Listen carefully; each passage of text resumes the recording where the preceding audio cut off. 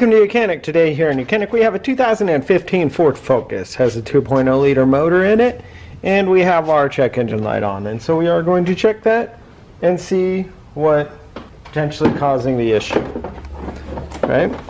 So with our OBD2 scanner hooked up to the vehicle, we now have, we'll go through the, we picked the vehicle, it's a Ford, then the smart VIN, this will communicate with the vehicle, and then it comes back, tells us what it is, 2.0 liter, and the gasoline direct injection.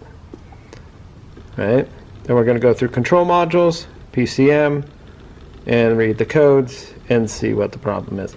And now it's telling us that we had the key on, or we leave the key on in the on position, and engine not started. That's the option we chose.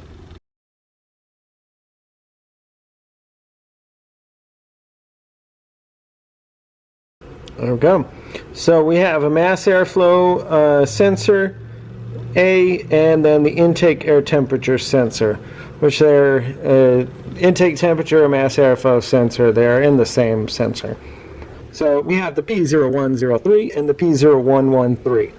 Those are the two codes that we have going off right here. And so we'll go and check the mass airflow sensor / show you how to replace them.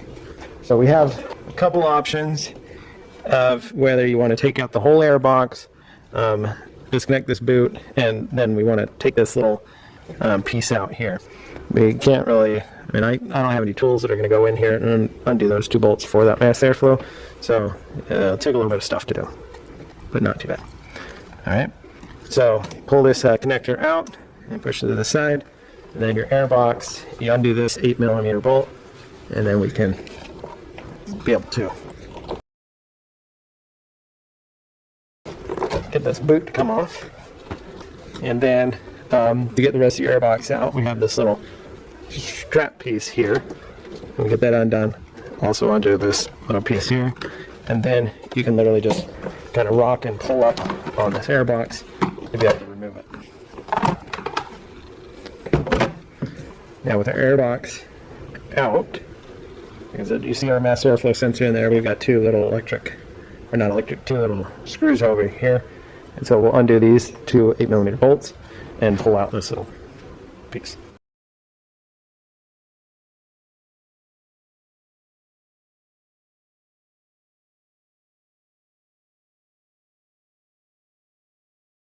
So with those two bolts removed, we'll be able to pull this out.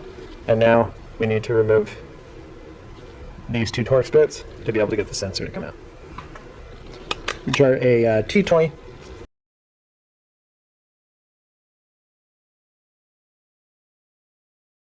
And now the sensor will just pull straight out.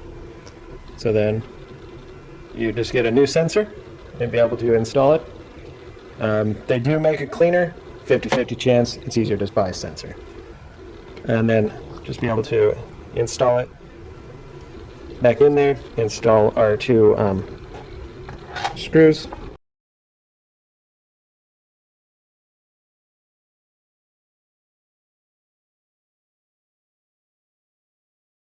And now we'll just be able to put our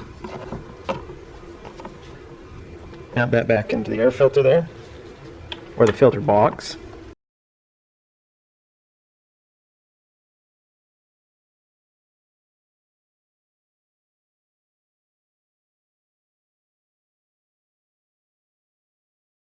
There we go.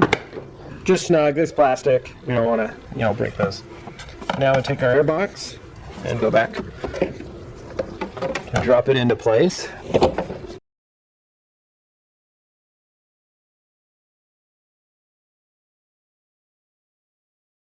There we go. Put a little tab on there.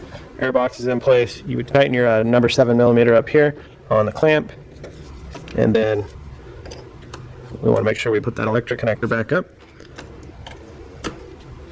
So we've now replaced our mass airflow sensor, and so we need to clear our codes out of the vehicle. We gotta step back, and then we get to the clear code option. Oh, no, that's not the one. So we've come back to where we have the option to be able to clear the codes. And make sure that, of course, we have our ignition in the on position, but the vehicle not started. So it's cleared. Now, just be able to go drive your vehicle like normal and do a good amount of cycles and see that that light doesn't come back on. If it does, then there's other things you're going to need to be looking at, like whether you have a hole in the this boot here, or something that is making the metered air read wrong. So thanks for watching YOUCANIC, where you can be a mechanic.